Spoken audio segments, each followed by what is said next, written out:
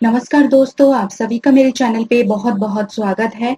आज हम बात करेंगे वेस्ट बंगाल की एक सीबीएसई एफिलिएटेड स्कूल से आए हुए नोटिफिकेशन के बारे में। ये एक कोएड इंग्लिश मीडियम स्कूल है एंड नोटिफिकेशन जो है वो वॉक इन इंटरव्यू के लिए निकाला गया है।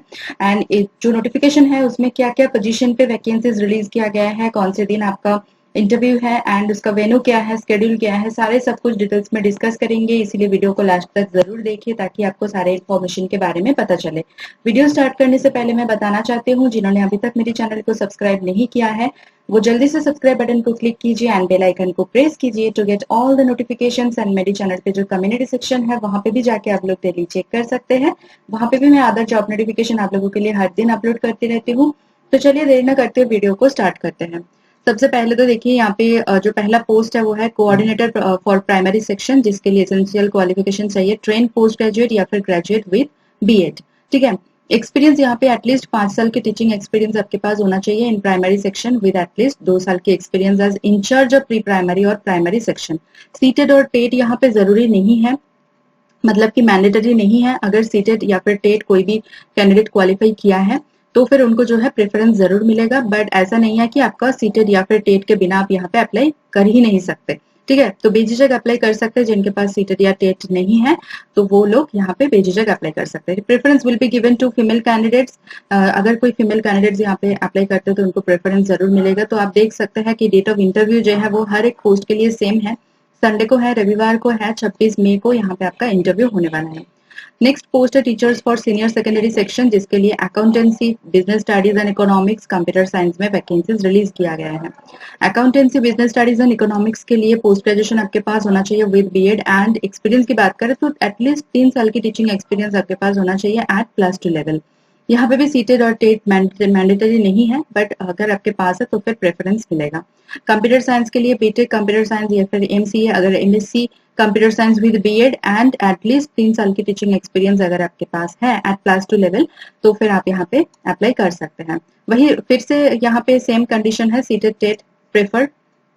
नेक्स्ट पोस्ट है यहाँ पे टीचर्स फॉर प्राइमरी सेक्शन, जिसके लिए English, mathematics, science, EVS and social science रखा गया है। जिसके लिए आपका एसेंशियल क्वालिफिकेशन चाहिए ग्रेजुएशन या फिर post graduation with BEd and 2 साल की मिनिमम एक्सपीरियंस, 2 साल की डिप्लोमा इन एजुकेशन, या फिर अगर आपने एनटीटी किया है तो फिर आपको यहाँ पे प्रेफरेंस मिलेगा। ठीक है, एनटीटी वगैरह अगर किया है।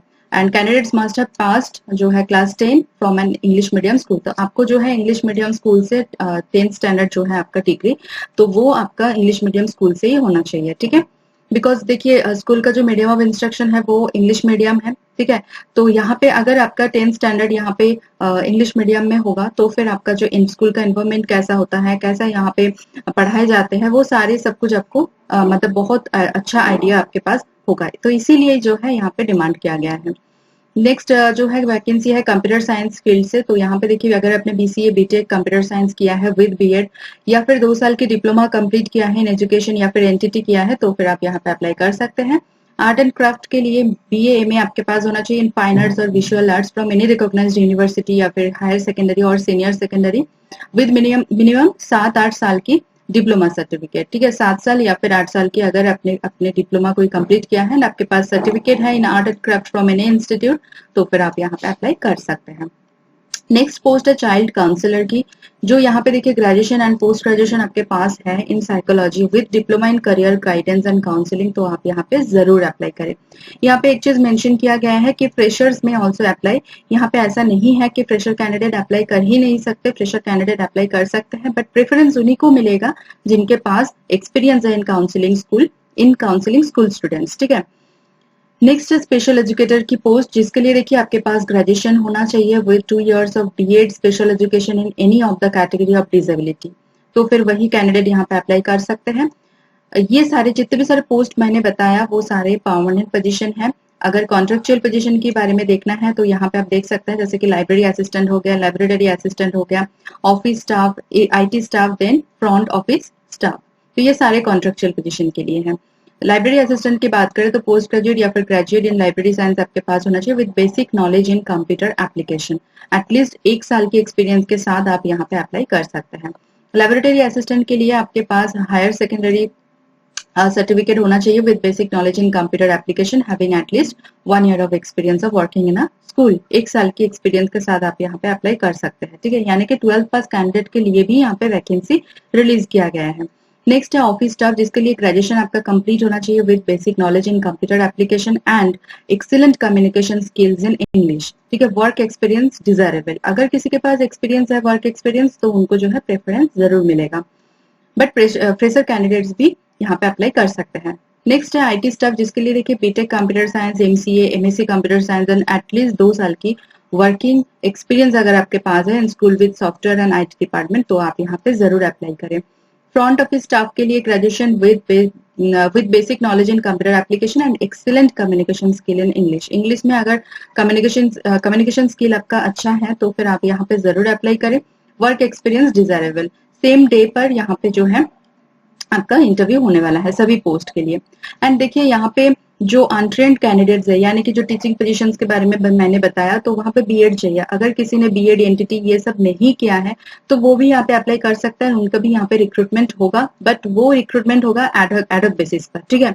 Against leave vacancy as per requirements उनका जो है यहाँ पे रिक्रूटमेंट होने वाला है। बट अगर किसी ने मतलब ट्रेनिंग वगैरह नहीं लिया है तो उनको ऐसा नहीं सोचना है कि हम लोग यहाँ पे अप्लाई कर ही नहीं सकते। तो अगर एक्सपीरियंस चाहिए कुछ मतलब कुछ ही दिन के लिए हो, बट आप यहाँ पे रिक्रूट हो सकते हैं, तो यहाँ पे आप लोग भी अप्लाई जरूर करें, ठीक है।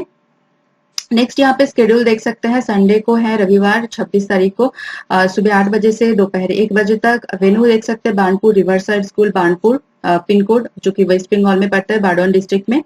सैलरी आपका बहुत ही अच्छी खासी दिया जाएगा एज पर BRACS रूल्स, ठीक है। Salary will not be a constraint for deserving and experienced candidate, कोई बाधा नहीं होगा सैलरी आपके जो क्वालिफिकेशन है उस पर। तो अगर आपका रिक्रूटमेंट होगा तो सैलरी को लेके कोई टेंशन करने की कोई जरूरत नहीं है, ठीक है। अच्छी खासा मतलब अच्छा खासा सैलरी आपको यहाँ पे दिया जाएगा।